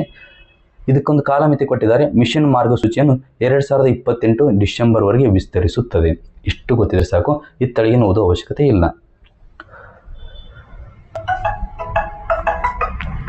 1 ಕೋಟಿ ರೂಪಾಯಿ ಮೌಲ್ಯದ ನೋಟು ಬಿಡುಗಡೆ ಮಾಡಿದ ಇರಾನ್. ಸೊ ಎಕ್ಸಾಮ್ದಾಗ ಭಾಳ ಇಂಪಾರ್ಟೆಂಟ್ ಆಗುತ್ತೆ ಸರ್. ಎಕ್ಸಾಮ್ದಾಗ ಏನು ಇಂಪಾರ್ಟೆಂಟ್ ಆಗುತ್ತೆ ಇಲ್ಲಿ ಏನು ಇದ್ರ ಮೇಲೆ ಕೇಳ್ಬೋದು. 1 ಕೋಟಿ ರೂಪಾಯಿ ಮೌಲ್ಯದ ನೋಟು ಬಿಡುಗಡೆ ಮಾಡಿದ ಇರಾನ್ ದೇಶ ಅಂದರೆ 1 ಕೋಟಿ ರೂಪಾಯಿ ರೀ ಸರ್. ಇಲ್ಲಿ ಎಕ್ಸಾಮ್ದಲ್ಲಿ ಏನು ಕೇಳ್ತಾರೆ ಅಂದ್ರೆ, ಹಾಗಾದರೆ ಈ ದೇಶದ ಕರೆನ್ಸಿ ಹೆಸರು ಕೇಳ್ತಾರೆ ಸರ್. ಈ ದೇಶದ ಕರೆನ್ಸಿ ಹೆಸರು ಕೇಳ್ತಾರೆ, ರಿಯಾಲ್ ಅನ್ನೋದು ಗೊತ್ತಿರ್ಬೇಕು ನಿಮಗೆ. ಇಷ್ಟೇ ಸರ್, ಇರಾನ್ ದೇಶದ ಕರೆನ್ಸಿ ಹೆಸರು ಏನು ಅಷ್ಟೇ ಕೇಳ್ತಾರೆ ಎಕ್ಸಾಮ್ದಾಗ. ರಿಯಾಲ್ ಅಂತ ಗೊತ್ತಿರಬೇಕು. ನಾವು ಅದೇ ಅಂತೀವಿ, ಎಲ್ಲ ದೇಶದ ಕರೆನ್ಸಿ ಓದ್ಕೋಬೇಕಾಗಿಲ್ಲ ಸರ್. ಸುದ್ದಿಯಲ್ಲಿ ಯಾವ ದೇಶದ ಕರೆನ್ಸಿ ನ್ಯೂಸ್ನಾಗ ಐತಿ ಅದು ಬಹಳ ಇಂಪಾರ್ಟೆಂಟ್, ಅದು ಪಕ್ಕ ಎಕ್ಸಾಮ್ದಾಗ ಕೇಳ್ತಾರೆ. ಸೊ ರಿಯಲ್ ಅನ್ನೋದು ಗೊತ್ತಿರ್ಬೇಕು ನಿಮಗೆ. ಇರಾನ್ ದೇಶವು ಈಗ 10 ದಶಲಕ್ಷ ರಿಯಾಲ್ ಅಂದರೆ 1 ಕೋಟಿ ರೂಪಾಯಿ ಮೌಲ್ಯದ ನೋಟು ಬಿಡುಗಡೆ ಮಾಡಿದೆ. ಈ ಪಾಯಿಂಟ್ ನಾ ಯಾಕೆ ಮೆನ್ಷನ್ ಮಾಡೀನಿ ಅಂತಂದ್ರೆ ಎಕ್ಸಾಮ್ದಲ್ಲಿ ಹಿಂಗೂ ಕೇಳ್ತಾರೆ, 1 ಕೋಟಿ ಅಂದರೆ ಎಷ್ಟು ದಶಲಕ್ಷ ಅಂದರೆ ಯಾವುದಕ್ಕೆ ಸಮ ಆಗಿತ್ತು ಕೇಳ್ತಾರೆ, 10 ದಶಲಕ್ಷಕ್ಕೆ ಸಮ ಸರ್. 10 ದಶಲಕ್ಷ ಅಂದರೆ 1 ಕೋಟಿ ಅನ್ನೋದು ಗೊತ್ತಿರಬೇಕು. ಈ ಎಲ್ಲರಿಗೂ ಗೊತ್ತಿರುತ್ತೆ, ಬಟ್ ಬೇಸಿಕ್ಕಾಗಿ PC ಓದೋ ಹುಡುಗರಿಗೆ ಸ್ವಲ್ಪ ಅಂದರೆ ಈ ರೀತಿಯಾದಂಥ ಒಂದು ಬೇಸಿಕ್ ಕ್ವಶನ್ ಕೇಳ್ತಾರೆ ಅನ್ನೋದು ನಂದು ಒಂದು ಅಭಿಪ್ರಾಯ. ಹಾಗಾಗಿ ಇದನ್ನು ನೀವು ನೋಡ್ಕೋಬೇಕಾಗುತ್ತೆ. ನೆಕ್ಸ್ಟ್, ಇರಾನ್ನ 4500 ಅಂದರೆ 4500 ರೂಪಾಯಿ ಮೌಲ್ಯ ಭಾರತದ 1 ರೂಪಾಯಿಗೆ ಸಮವಾಗೈತಿ. ಸೊ ನೋಡ್ರಿ, ನಮ್ಮಲ್ಲಿ 1 ರೂಪಾಯಿಗೆ ನಾವು 1 ರೂಪಾಯಿ ನಾವು ಇಲ್ಲಿ 1 ರೂಪಾಯಿ ಖರ್ಚು ಮಾಡ್ರೆ ಅದನ್ನು ಇರಾನ್ದಾಗ 4500 ರೂಪಾಯಿ ಖರ್ಚು ಮಾಡ್ದಂಗೆ ರೀ. ಸರಿ ಇಲ್ಲ, ಅವ್ರು 4500 ರೂಪಾಯಿ ಖರ್ಚು ಮಾಡಿದ್ರೆ ನಾವು ಭಾರತದವರು 1 ರೂಪಾಯಿಗೆ ಸಮ ಐತೆ ರೀ. ಹೌದಾ? ನಾವು ಅಲ್ಲಿ ಅಪ್ಪಿತಪ್ಪಿ 4500 ರೂಪಾಯಿ ಖರ್ಚು ಮಾಡ್ರೆ ಅದು ಹೋಗಿ ಗಡಿ ಲಕ್ಷಣ ದಾಟಿಬಿಡ್ತಾರೆ ಅಲ್ಲಿ. ಅದೇನು ಹೇಳೋದು ಬೇಡ. ಆದ್ರೆ ಆ ರೀತಿ ಸಂದರ್ಭ ಬಂದೈತಿ. ಈಗಲೇ ಗೊತ್ತಿರಬೇಕು, ಇರಾನ್ನ 4500 ರೂಪಾಯಿ ಈಕ್ವಲ್ ಟು ಭಾರತದ 1 ರೂಪಾಯಿ ಅಂತ ಗೊತ್ತಿರಬೇಕು ನಿಮಗೆ. ಇತ್ತೀಚೆಗೆ 50 ಲಕ್ಷ ರೂಪಾಯಿ ಮೌಲ್ಯದ ರಿಯಾಲ್ ಬಿಡುಗಡೆ ಮಾಡೈತಿ ಇರಾನ್ ದೇಶ. ಸೊ ಇತ್ತೀಚೆಗೆ 50 ಲಕ್ಷ ರೂಪಾಯಿ ಮತ್ತು 1 ಕೋಟಿ ರೂಪಾಯಿ ಒಂದು ನೋಟ್ಸನ್ನು ಬಿಡುಗಡೆ ಮಾಡಿದ ದೇಶ ಯಾವುದನ್ನು ಕೇಳ್ಬೋದು, ಮತ್ತು ಆ ದೇಶದ ಕರೆನ್ಸಿ ಹೆಸರು ಕೇಳ್ಬೋದು. ಹೌದಾ? ಮತ್ತು ಇದನ್ನು ಅಷ್ಟು ನಮ್ಮ ದೇಶಕ್ಕೆ ಅದರದ್ದು ಅಷ್ಟೇ ಕೇಳ್ಬೋದು. ಅದಕ್ಕಿಂತ ಜಾಸ್ತಿ ಏನು ಕೇಳುವ ಅವಶ್ಯಕತೆ ಇಲ್ಲ ಇಲ್ಲಿ, ಅಷ್ಟೇನು ಕೇಳಂಗಿಲ್ಲ ಅನ್ಸುತ್ತೆ. ಓಕೆ, ನೆಕ್ಸ್ಟ್, ಆ್ಯಡ್ ವ್ಯಾಲೋರಮ್ ತೆರಿಗೆ. ಆ್ಯಡ್ ವ್ಯಾಲೋರಮ್ ತೆರಿಗೆ ಅಂದರೆ ಏನು? ಇದು ಯಾವುದೇ ದೇಶಕ್ಕೆ ಸಂಬಂಧಿಸಿದೆ ಗೊತ್ತಿರಬೇಕು ಸರ್. ಆ್ಯಡ್ ವ್ಯಾಲೋರಮ್ ತೆರಿಗೆ ಇದು ಅಮೆರಿಕ ದೇಶಕ್ಕೆ ಸಂಬಂಧಿಸಿದೆ. ಇದು ನಿಮಗೆ ಗೊತ್ತಿರಬೇಕು. ಅಮೆರಿಕ ದೇಶವು ಪೇಟೆಂಟ್ ಪಡೆದ ಔಷಧಿಗಳು ಮತ್ತು ಸಂಬಂಧಿತ ಪದಾರ್ಥಗಳ ಆಮದಿನ ಮೇಲೆ 100% ಆ್ಯಡ್ ವ್ಯಾಲೋರಮ್ ಸುಂಕ ಅಥವಾ ಜಾಹೀರಾತು ಮೌಲ್ಯ ಸುಂಕ ಅಂತ ಕರೀತೀವಿ. ಕನ್ನಡದಲ್ಲಿ ಜಾಹೀರಾತು ಮೌಲ್ಯ ಸುಂಕವನ್ನು ಘೋಷಣೆ ಮಾಡೈತಿ. ಜಾಹೀರಾತು ಮೌಲ್ಯ ಸುಂಕವು ಒಂದು ವಸ್ತು ಅಥವಾ ಆಸ್ತಿಯ ಹಣಕಾಸಿನ ಮೌಲ್ಯವನ್ನು ಅವಲಂಬಿಸಿ ವಿಧಿಸುವ ತೆರಿಗೆಯಾಗಿದೆ. ಸೊ ಇಷ್ಟು ಎಕ್ಸಾಮ್ದಾಗ ಕೇಳ್ಬೋದಂದ್ರೆ ಈ ತೆರಿಗೆ ಯಾವ ದೇಶಕ್ಕೆ ಸಂಬಂಧಿಸಿದೆ? ಅಮೆರಿಕ ದೇಶಕ್ಕೆ ಸಂಬಂಧಿಸಿದೆ. ಸೊ ಏನು ಮಾಡೋ, ಒಂದು ಜಾಹೀರಾತುಗಳ ಮೇಲೆ ಹಾಕುವ ಒಂದು ತೆರಿಗೆ ಆಗಿದೆ. ಇಷ್ಟು ಗೊತ್ತಿದ್ರೆ ಸಾಕು ನಮಗೆ. ಮುಂದೆ ಹೋಗೋಣ. ಪ್ರಾಣಿ ರಕ್ಷಣೆ ಅಂದರೆ ಮಹಾರಾಷ್ಟ್ರ ಬಗ್ಗೆ ಕೊಟ್ಟಿದ್ದಾರೆ. ಈ ರೀತಿ ಈ ಮ್ಯಾಗ್ಝಿನ್ದ ಕರೆಂಟ್ ಭಾಳ ಚೆನ್ನಾಗಿ ಕೊಟ್ಟಿದ್ದಾರೆ. ಯಾಕಂದರೆ ಸ್ಟೇಟ್ ವೈಸ್ ಸಪ್ರೇಟ್ ಕೊಟ್ಟಿದ್ದಾರೆ. ಮಹಾರಾಷ್ಟ್ರದಲ್ಲಿ ಕಂಡುಬರುವ ಈ ಪ್ರಚಲಿತ ಘಟನೆಗಳು ಏನಂದರೆ, ಅಲ್ಲಿ ಸುದ್ದಿಯಲ್ಲಿರುವ ಪ್ರಚಲಿತ ಘಟನೆಗಳು, ಪ್ರಾಣ ರಕ್ಷಣೆಗಾಗಿ ಚಿರತೆ ಹತ್ಯೆ ಮಾಡಿದರೆ ಕ್ರಮವಿಲ್ಲ ಮಹಾರಾಷ್ಟ್ರ ಸರ್ಕಾರ. ಸೊ ಸುದ್ದಿಯಲ್ಲಿ ಐತೆ ಸರಿದ, ಇದನ್ನು ನೋಡ್ಕೋಬೇಕಾಗುತ್ತೆ ನಾವು. ಇಲ್ಲಿ ನೋಡಿ, ಇತ್ತೀಚೆಗೆ ಮಹಾರಾಷ್ಟ್ರ ಸರ್ಕಾರ ಚಿರತೆಗಳನ್ನು ವನ್ಯಜೀವಿ ಸಂರಕ್ಷಣಾ ಕಾಯ್ದೆಯ ಪರಿಚ್ಛೇದ 1ರಿಂದ ತೆಗೆದುಹಾಕಿ, ಗೊತ್ತಿರ್ಬೇಕು ನಿಮಗೆ, ಪರಿಚ್ಛೇದ 1ರಿಂದ ತೆಗೆದುಹಾಕಿ ಪರಿಚ್ಛೇದ 2ಕ್ಕೆ ಸೇರಿಸುವ ಪ್ರಸ್ತಾವನೆಯನ್ನು ಮಹಾರಾಷ್ಟ್ರ ಸಚಿವ ಸಂಪುಟ ಸಭೆ ಅನುಮೋದಿಸಿದೆ. ಸೊ ಎನ್ವೈರ್ಮೆಂಟ್ ರಿಲೇಟೆಡ್ ಕ್ವಶನ್ ಕೇಳ್ತಾರೆ ಸರ್. ಇಲ್ಲಿ ಎನ್ವೈರ್ಮೆಂಟ್ ರಿಲೇಟೆಡ್ ಕ್ವಶನ್ ಬರುತ್ತೆ ನಿಮಗೆ. ಗೊತ್ತಿರಲಿ, ಪ್ರಾಣ ರಕ್ಷಣೆಗಾಗಿ ಚಿರತೆ ಹತ್ಯೆ ಮಾಡಿದಾರ ಕ್ರಮವಿಲ್ಲ ಅಂತ ಹೇಳಿದ್ದು ಯಾವ ರಾಷ್ಟ್ರ ಅಂತ ಕೇಳ್ತಾರೆ? ಮಹಾರಾಷ್ಟ್ರ ಸರ್ಕಾರ ಹೇಳೈತಿ, ಅದು ಗೊತ್ತಿರಬೇಕು. ಇತ್ತೀಚೆಗೆ ವನ್ಯಜೀವಿ ಸಂರಕ್ಷಣಾ ಕಾಯ್ದೆಯ ಪರಿಚ್ಛೇದ 1ರಿಂದ ಚಿರತೆಗಳನ್ನು ಪರಿಚ್ಛೇದ 2ಕ್ಕೆ ಸೇರಿಸುವ ಪ್ರಸ್ತಾವನೆಯನ್ನು ತಂದ ಸರ್ಕಾರ ಯಾವುದು ಅಂತ ಕೇಳಿದ್ರೆ ಮಹಾರಾಷ್ಟ್ರ ಸರ್ಕಾರ, ನಾವು ಗೊತ್ತಿರಬೇಕು. ಇಷ್ಟು ಈ ಮಹಾರಾಷ್ಟ್ರ ಕರೆಂಟ್ ಅಫೇರ್ಸ್ಗೆ ರಿಲೇಟೆಡ್ ಇದೆ. ಹಾಗಾದರೆ ಇನ್ನು ಇದಕ್ಕೆ ಡೆಪ್ತ್ ಆಗಿ ಕ್ವಶನ್ ಏನು ಕೇಳ್ಬೋದು ಅಂತಂದರೆ, ಈ ಪರಿಚ್ಛೇದ 1 ಮತ್ತು ಪರಿಚ್ಛೇದ 2ರ ಬಗ್ಗೆ ಎಕ್ಸಾಮ್ದಲ್ಲಿ ಕೇಳ್ಬೋದು. ನೋಡಿ, ಪರಿಚ್ಛೇದ 1 ಅಂತಂದರೆ, ಪರಿಚ್ಛೇದ 1ರಲ್ಲಿ ಗುರುತಿಸಲಾಗುವ ಪ್ರಾಣಿಗಳನ್ನು ಹತ್ಯೆ ಮಾಡುವುದರ ವಿರುದ್ಧ ಕಾನೂನು ಕ್ರಮ ಕೈಗೊಳ್ಳಬಹುದು. ಅಂದರೆ ಪರಿಚ್ಛೇದ 1ರಲ್ಲಿ ಯಾವುದಾದ್ರೂ ಒಂದು ಪ್ರಾಣಿಯನ್ನು ನಾವು ಅದರಲ್ಲಿ ಗುರುತಿಸಿದರೆ, ಅದನ್ನು ಏನಾದರೂ ಹತ್ಯೆ ಮಾಡಿದರೆ ಅವರ ಮೇಲೆ ಕಠಿಣ ಕಾನೂನು ಕ್ರಮವನ್ನು ತೆಗೆದುಕೊಳ್ಳಬಹುದು. ಫಾರ್ ಎಕ್ಸಾಂಪಲ್, ರಾಷ್ಟ್ರೀಯ ಪ್ರಾಣಿ ಇರ್ಬೋದು, ಜಿಂಕೆ ಇರ್ಬೋದು, ಇಲ್ಲ ಅಂತಾರೆ ಮತ್ತು ನವಿಲುಗಳು ಇರ್ಬೋದು. ಇವೆಲ್ಲ ಪರಿಚ್ಛೇದ 1ರಲ್ಲಿ ಬರುವಂಥ ಪ್ರಾಣಿಗಳು. ಅವುಗಳನ್ನು ಏನಾದರೂ ಕೊಂದರೆ, ಅಳಿವಿನಂಚಿನಲ್ಲಿರುವ ಪ್ರಾಣಿಗಳನ್ನು ನಾವು ಪರಿಚ್ಛೇದ 1ರಲ್ಲಿ ಹಾಕಿರ್ತೀವಿ. ಉಳಿವಿಗಾಗಿ ಉಳಿಸಬೇಕಂತ ಒಂದು ಉದ್ದೇಶದಿಂದ ಅದನ್ನು ಏನಾದರೂ ಕೊಂದರೆ ಕಠಿಣ ಕಾನೂನು ಕ್ರಮ ತೆಗೆದುಕೊಳ್ಳಬೇಕಾಗುತ್ತದೆ. ಅದೇ ಪರಿಚ್ಛೇದ 1 ಬಿಟ್ಟು ಪರಿಚ್ಛೇದ 2ರಲ್ಲಿ ಏನಾದರೂ ಅವುಗಳನ್ನು ಸೇರಿಸಿದರೆ ತಮ್ಮ ರಕ್ಷಣೆಗಾಗಿ, ಅಂದರೆ ಜನರು ತಮ್ಮ ರಕ್ಷಣೆಗಾಗಿ ಹತ್ಯೆ ಮಾಡಿದರೆ ಅಂತಹವರ ವಿರುದ್ಧ ಕ್ರಮ ಕೈಗೊಳ್ಳಲು ಆಗುವುದಿಲ್ಲ. ಇದು ಇಂಪಾರ್ಟೆಂಟ್ ಆಗುತ್ತೆ. ಸೊ ಪರಿಚ್ಛೇದ 1, ಪರಿಚ್ಛೇದ 2. ಪರಿಚ್ಛೇದ 1ರೊಳಗೆ ನಿಮ್ಮ ಮ್ಯಾಗ ಅದು ಬಂದು ನಿಮ್ಗೆ ಅದು ಇನ್ನೇನು ಕೊಲ್ಲುತ್ತ ಅಂದ್ರೂ ನೀವು ಅದ್ರ ಮೇಲೆ ಏನೂ ಮಾಡೋಕ್ಕಾಗಲ್ಲ. ಅದು ಏನೇ ಮಾಡಿದ್ರು ಹೊಳ್ಳಿ ನಿಮಗೆ ಅದು ಅಪರಾಧ ಬರೋದು. ಆದರೆ ಪರಿಚ್ಛೇದ 2ರಲ್ಲಿ ಸ್ವಲ್ಪ ನಿಮಗೆ ವಿನಾಯಿತಿ ಕೊಡಲಾಗುತ್ತದೆ. ಏನಂದರೆ ನಿಮ್ಮ ಪ್ರಾಣ ರಕ್ಷಣೆಗಾಗಿ ಸೆಲ್ಫ್ ಡಿಫೆನ್ಸ್ಗೆ ನೀವು ಅದನ್ನು ಕೊಲ್ಲಬಹುದು ಅಂತ ಹೇಳ್ತಾರೆ. ಚಿರತೆಗಳನ್ನು ನರಭಕ್ಷಕ ಎಂದು ಘೋಷಣೆ ಮಾಡಿದ ಸರ್ಕಾರ ಯಾವುದಂತಂದರೆ ಮಹಾರಾಷ್ಟ್ರ ಸರ್ಕಾರ. ಗೊತ್ತಿರಬೇಕು, ಮಹಾರಾಷ್ಟ್ರ ಸರ್ಕಾರ ಚಿರತೆಗಳನ್ನು ನರಭಕ್ಷಕ ಎಂದು ಘೋಷಣೆ ಮಾಡಿದೆ. ಸಾವು ನೋವು ಉಂಟು ಮಾಡುವ ಚಿರತೆಗಳನ್ನು ಇತ್ತೀಚೆಗೆ 150 ಚಿರತೆಗಳಿಗೆ ಸಂತಾನ ಶಕ್ತಿಹರಣ ಶಸ್ತ್ರಚಿಕಿತ್ಸೆ ಮಾಡಲು ರಾಜ್ಯ ಸರ್ಕಾರ ಕೇಂದ್ರಕ್ಕೆ ಪ್ರಸ್ತಾವನೆ ಕಳಿಸಿದೆ. ಇದೇನು ಬೇಡ, ನಮಗೆ ಇಷ್ಟು ಗೊತ್ತಿರಲಿ ನಮಗೆ. ಓಕೆ, ಇನ್ನು ಮುಂದೆ ಏನು ಕೊಟ್ಟಿದ್ದಾರೆ? ಮಜೇಗಾಂವ್ ಆರೋಗ್ಯ ಸಂಪನ್ಗಾಂವ್ ಗ್ರಾಮೀಣ ಆರೋಗ್ಯ ಅಭಿಯಾನ ಯಾವುದು ಸರ್? ಈ ಅಭಿಯಾನ ಆರಂಭ ಮಾಡಿದ ರಾಜ್ಯ ಯಾವುದು ಅಂತ ಕೇಳಿದ್ರೆ ಗೊತ್ತಿರಲಿ, ಮಹಾರಾಷ್ಟ್ರ ಸರ್ಕಾರ. ಮಜೇಗಾಂವ್ ಆರೋಗ್ಯ ಸಂಪನ್ಗಾಂವ್ ಗ್ರಾಮೀಣ ಆರೋಗ್ಯ ಅಭಿಯಾನ ಅಂದರೆ ನನ್ನ ಗ್ರಾಮ ಆರೋಗ್ಯ ಸಮೃದ್ಧ ಗ್ರಾಮ ಅಂತ ಬರುತ್ತೆ. ಇದನ್ನು ಅಭಿಯಾನ ಸ್ಟಾರ್ಟ್ ಮಾಡಿದ್ದು ಮಹಾರಾಷ್ಟ್ರ ಸರ್ಕಾರ ಅನ್ನೋದು ಗೊತ್ತಿರಬೇಕು. ಇದು ರಾಜ್ಯಾದ್ಯಂತ ಗ್ರಾಮೀಣ ಆರೋಗ್ಯ ರಕ್ಷಣಾ ಅಭಿಯಾನವನ್ನು ಆರಂಭ ಮಾಡೈತಿದ್ದು. ಇದೊಂದು ಗ್ರಾಮೀಣ ಆರೋಗ್ಯ ರಕ್ಷಣಾ ಅಭಿಯಾನ. ಇದು ಈ ಯೋಜನೆ 2026 ಏಪ್ರಿಲ್ 1ರಿಂದ ಜಾರಿಗೆ ಬರುತ್ತದೆ. ಅಂದರೆ ಆಲ್ರೆಡಿ ಬಂದೈತಿ. ಲಸಿಕೆ ಅಭಿಯಾನದ ಅಂದರೆ ಇವೇನು ಕೇಳಂಗಿಲ್ಲ, ಬಟ್ ಫಾರ್ ಮೋರ್ ಇನ್ಫಾರ್ಮೇಷನ್ ನಿಮ್ಗೆ ಗೊತ್ತಿರಲಿ. ಈ ಲಸಿಕೆ ಅಭಿಯಾನ ಮಾಡ್ತಾರೆ. ಅದರಲ್ಲಿ ಗರ್ಭಕಂಠದ ಕ್ಯಾನ್ಸರ್ ತಡೆಗಟ್ಟಲು HPV ಲಸಿಕೆ ಕಾರ್ಯಕ್ರಮವನ್ನು ಅಭಿಯಾನ ಉತ್ತೇಜಿಸುತ್ತದೆ. ಕೇಳಬಹುದು, HPV ಲಸಿಕೆ ಕಾರ್ಯಕ್ರಮ ಯಾವುದಕ್ಕೆ ಸಂಬಂಧಿಸಿದೆ? ಒಂದು ಗರ್ಭಕಂಠದ ಕ್ಯಾನ್ಸರನ್ನು ತಡೆಗಟ್ಟಲು ಸಂಬಂಧಿಸಿದೆ ಅಂತ ಹೇಳಬೇಕು. ಉದ್ದೇಶ ಏನಂತಂದರೆ ಗ್ರಾಮೀಣ ಪ್ರದೇಶದಲ್ಲಿ ಸರ್ಕಾರಿ ಆರೋಗ್ಯ ಸೇವೆಗಳನ್ನು ಕೊನೆಯ ವ್ಯಕ್ತಿಯವರೆಗೂ ತಲುಪಿಸುವುದು ಈ ಒಂದು ಅಭಿಯಾನದ ಒಂದು ಉದ್ದೇಶ ಆಗೈತಿ. ನೆಕ್ಸ್ಟ್ ಹರಿಯಾಣದ ಬಗ್ಗೆ ಹೇಳ್ತಾರೆ. ಭಾರತದ ಮೊದಲ LPG ATM ಪರಿಚಯಿಸಿದ ರಾಜ್ಯ ಯಾವುದು, ಒಂದು ಪ್ರದೇಶ ಯಾವುದು ಅಂತ ಕೇಳಿದ್ರೆ ಗುರುಗ್ರಾಮ. ಹರಿಯಾಣದ ಗುರುಗ್ರಾಮ ಅಂತ ಹೇಳ್ಬೋದು. ಭಾರತದ ಪೆಟ್ರೋಲಿಯಂ ಕಾರ್ಪೊರೇಷನ್ ಲಿಮಿಟೆಡ್ ಅಂದರೆ BPCL ಏನಿದೆಯಲ್ಲ, ತನ್ನ ಭಾರತದ ಮೊದಲ ದ್ರವೀಕೃತ ಪೆಟ್ರೋಲಿಯಂ ಅನಿಲ ಸ್ವಯಂ ಚಾಲಿತ ಟೆಲ್ಲರ್ ಮಷಿನ್, ATMಗೆ ನಾವು ಏನಂತೀವಿ ಫುಲ್ ಫಾರ್ಮ್ ರೀ, ಸ್ವಯಂ ಚಾಲಿತ ಟೆಲ್ಲರ್ ಮಷಿನ್ ಅಂತ ಕರಿತೀವಿ. ಅದು ಸ್ವಯಂ ಚಾಲಿತ ಟೆಲ್ಲರ್ ಮಿಷನ್ ಅಂತ ಹೇಳ್ತೀವಿ. ಇದು ಹರಿಯಾಣದ ಗುರುಗ್ರಾಮದಲ್ಲಿ ಆರಂಭ ಆಗೈತಿ, ಗೊತ್ತಿರಬೇಕು ನಿಮಗೆ.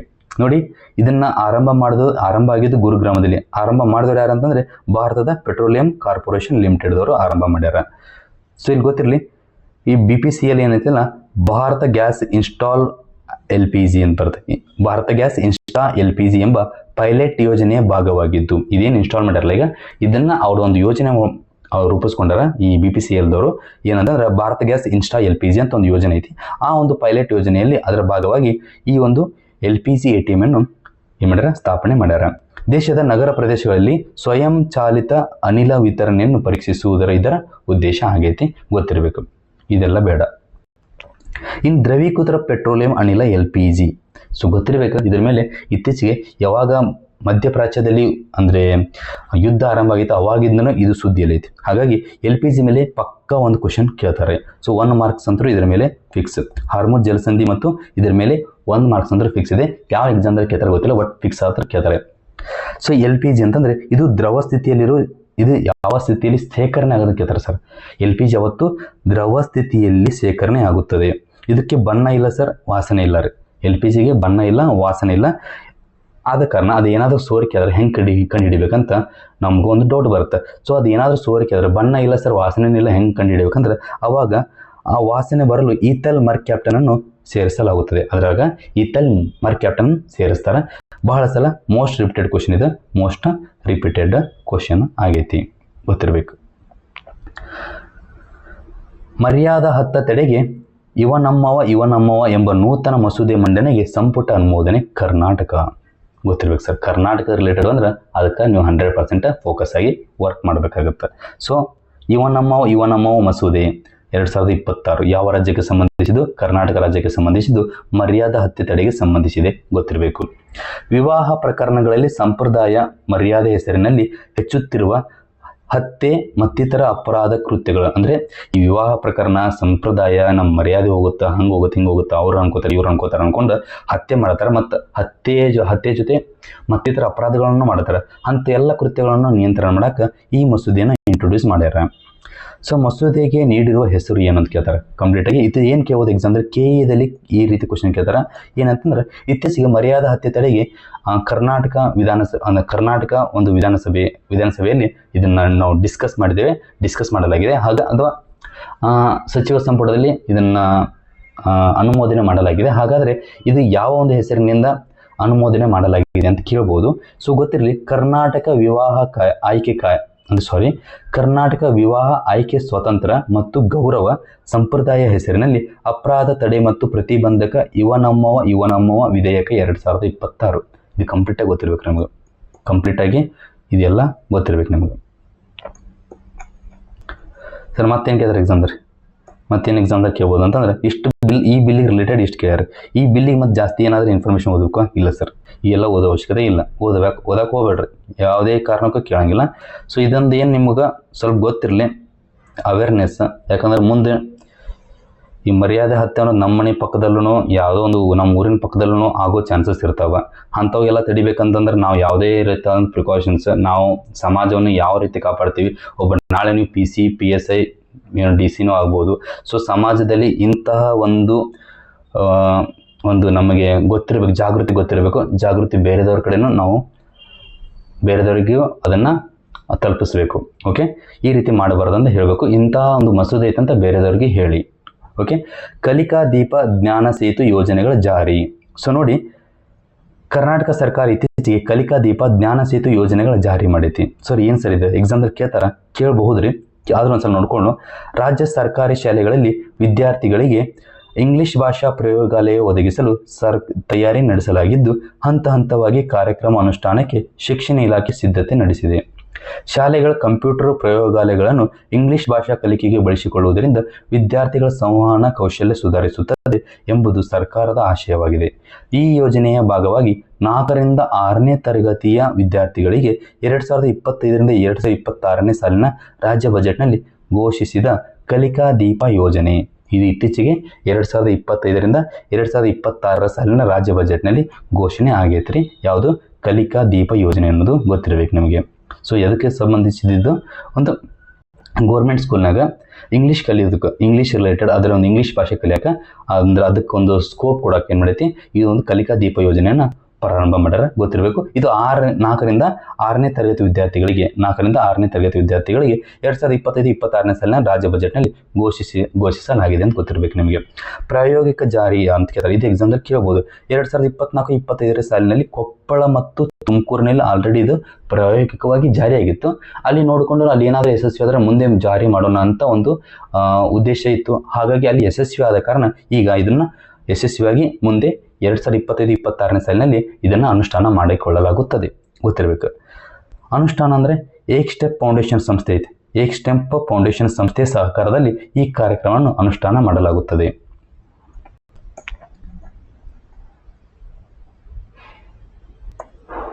ನೆಕ್ಸ್ಟ್ ಸರ್, ಬದುಕು ಜಟಕ ಬಂಡಿ ನಾನದರ ಸಾಹೇಬ ಕೃತಿ ಬಿಡುಗಡೆ. ಸೊ ಇತ್ತೀಚೆಗೆ ಒಂದು ಕೃತಿ ಬಿಡುಗಡೆ ಆಗೈತಿ, ಬದುಕು ಜಟಕ ಬಂಡಿ ನಾನದರ ಸಾಹೇಬ ಅಂತ. ಈ ಕೃತಿ ಬಿಡುಗಡೆ ಮಾಡಿದವರು ಯಾರು ಅಂತಂದ್ರೆ ನಿವೃತ್ತ IAS ಅಧಿಕಾರಿ IM ವಿಠ್ಠಲಮೂರ್ತಿ ಅವರು. ಇಷ್ಟು ಗೊತ್ತಿದ್ರೆ ಸಾಕು, ಈ ಎಕ್ಸಾಮ್ದಲ್ಲಿ ಕೇಳಂಗಿಲ್ಲ ಬಟ್ ಹೇಳಕ್ಕಾಗಲ್ಲ. ಸೊ ಒಬ್ಬರು IAS ಅಧಿಕಾರಿ ಅದರ ಅವರು ವಿಠ್ಠಲಮೂರ್ತಿ ಅವರು ಒಂದು ಬದುಕಿಗೆ ಸಂಬಂಧಿಸಿದ ಒಂದು ಕೃತಿಯನ್ನು ಬಿಡುಗಡೆ ಮಾಡ್ಯಾರ. ಕೇಳಬಹುದು, ಕೇಳಕ್ಕಿಲ್ಲ. ದ್ರವೀಕೃತ ಪೆಟ್ರೋಲಿಯಂ ಅನಿಲ LPG ಬಗ್ಗೆ ಮುಂಚೆನೇ ಡಿಸ್ಕಸ್ ಮಾಡಿದೆ, ಅದರ ಮುಂದುವರೆದ ಭಾಗ ಇಲ್ಲಿದೆ. ಮುಖ್ಯವಾಗಿ ಪ್ರೊಪೇನ್ ಮತ್ತು ಬ್ಯೂಟೇನ್ ಎಂಬ ರಾಸಾಯನಿಕಗಳಿಂದ ಕೂಡಿದೆ ಅಂತ ಹೇಳ್ತಾರೆ. ಪ್ರೊಪೇನ್ ಮತ್ತು ಬ್ಯೂಟೇನ್ ಎಂಬ ರಾಸಾಯನಿಕಗಳಿಂದ ಕೂಡಿದೆ. ಇದು ಹೆಂಗೆ ನೆನ್ಪಿಟ್ಕೋಬೇಕು ಸರ್? BP ಅಂತ ನೆನ್ಪಿಟ್ಕೊಳ್ಳಿ. BP ಅಂತ ಬ್ಯೂಟೇನ ಪ್ರೊಪೇನ, ಇದು ಗೊತ್ತಿರಬೇಕು. ಓಕೆ, ಇದನ್ನು ನೈಸರ್ಗಿಕ ಅನಿಲ ಸಂಸ್ಕರಣೆಯಿಂದ ಪಡೆಯಲಾಗುತ್ತದೆ. ಕೇಳ್ತಾರೆ, LPG ನಾವು ಏನು ಮಾಡ್ತೀವಿ? ನೈಸರ್ಗಿಕ ಅನಿಲ ಸಂಸ್ಕರಣೆಯಿಂದ ಪಡೆಯಲಾಗುತ್ತದೆ ಅಂತ ಗೊತ್ತಿರಬೇಕು ನಮಗೆ. ಇಂಪಾರ್ಟೆಂಟ್ ಪಾಯಿಂಟ್ ಅಂದರೆ ಇಲ್ಲಿ ಇದನ್ನು ಎಲ್ಲಿ ಶೇಖರಣೆ ಮಾಡಲಾಗುತ್ತದೆ? ಅವಾಗಲೇ ಇದನ್ನು ನಿಮಗೆ ಯಾವುದೋ ಬಿಳಿ ರಂಜಕನ ನೀರಿನಲ್ಲಿ ಶೇಖರಣೆ ಮಾಡಲಾಗುತ್ತದೆ ಅಂತ ಇದೆ. ಅದೇ ರೀತಿ LPGಯನ್ನು ಎಲ್ಲಿ ಶೇಖರಣೆ ಮಾಡಲಾಗುತ್ತದೆ? ಅದು ಯಾವ ಒಂದು ರೂಪದಲ್ಲಿ ಶೇಖರಣೆ ಮಾಡಲಾಗುತ್ತದೆ ಅಂದರೆ ದ್ರವ ರೂಪದಲ್ಲಿ, ಒತ್ತಡದಲ್ಲಿ ಅಂದರೆ ಹೈ ಪ್ರೆಷರ್ದಲ್ಲಿ ಇರಬೇಕು. ಹೈ ಪ್ರೆಷರ್ದಲ್ಲಿ ದ್ರವ ರೂಪದಲ್ಲಿ ಸಂಗ್ರಹಣೆ ಮಾಡಲಾಗುತ್ತದೆ. ನೆಕ್ಸ್ಟ್, ಕರ್ನಾಟಕದ ಕೃತಕ ಬುದ್ಧಿಮತ್ತೆ ಹೊಣೆಗಾರಿಕೆ ಸಮಿತಿ ಕ್ರಿಸ್ ಗೋಪಾಲಕೃಷ್ಣ ಸಾರಥ್ಯ.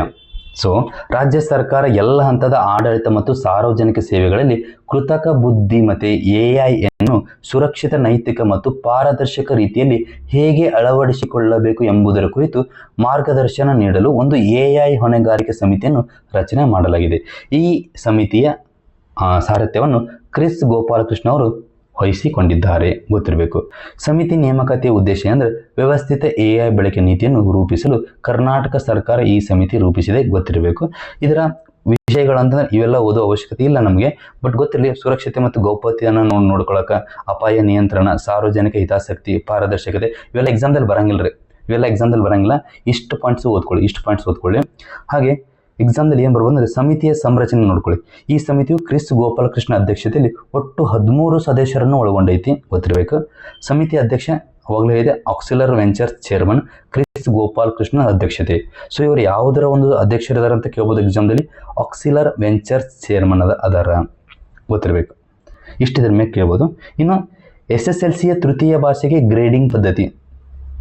ಯಾರ್ಯಾರು ಟೀಚರ್ಸ್ ಪೋಸ್ಟಿಗೆ ಎಕ್ಸಾಮ್ ಬರೀತಾರೆ ಅವರೆಲ್ಲ ಇದನ್ನ ನೋಡ್ಕೋಬೇಕಾಗುತ್ತೆ ನೀವು. SSLCಯ ತೃತೀಯ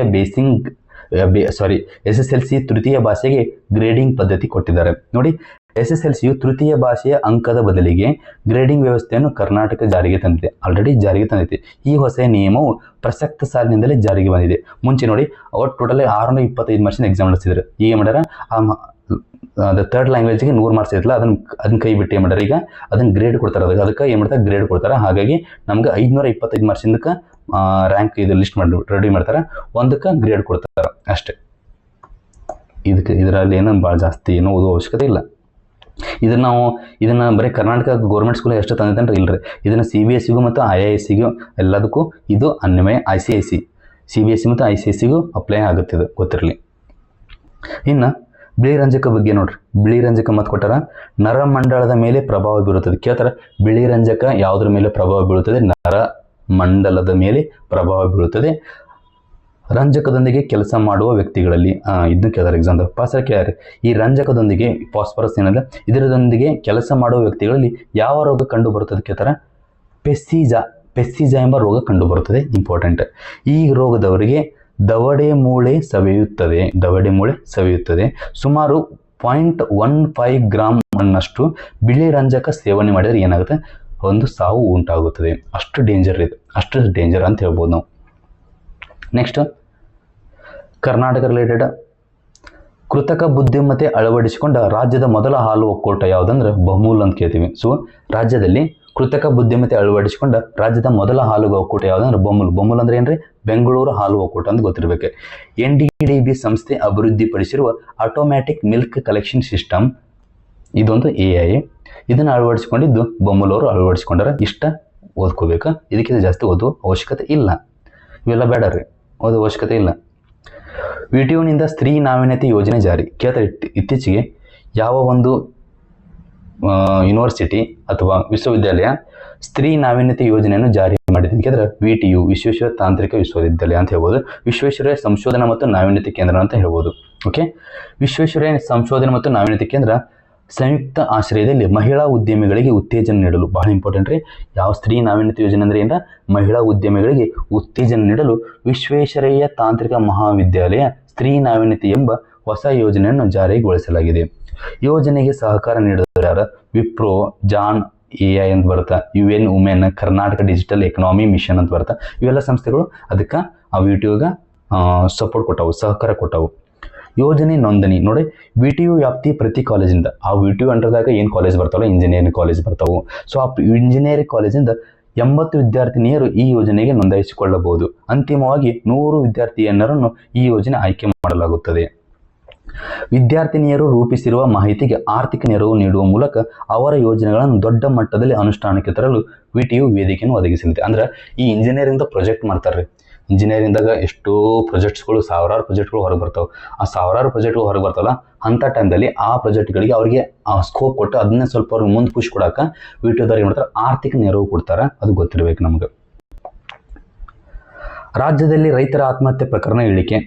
ಎಕ್ಸಾಮ್ದಲ್ಲಿ ಏನು ಕೇಳ್ಬೋದು ಸರ್ ನೋಡಿ, 2024-25ರಲ್ಲಿ 1194 ಪ್ರಕರಣಗಳು ದಾಖಲಾಗಿದ್ದು, 2025-26ರಲ್ಲಿ 671 ಪ್ರಕರಣ ದಾಖಲಾಗಿವೆ. ಎಕ್ಸಾಮ್ದಲ್ಲಿ ಎಸ್ಸೆಗೆ ನೀವು ಇದನ್ನು ಯೂಸ್ ಮಾಡ್ಬೋದು. ಇದ್ರ ಮೇಲೆ ಏನು ನಿಮಗೆ ಇದನ್ನ ಎಕ್ಸಾಮ್ದಲ್ಲಿ ಏನು ಕೇಳಂಗಿಲ್ಲ.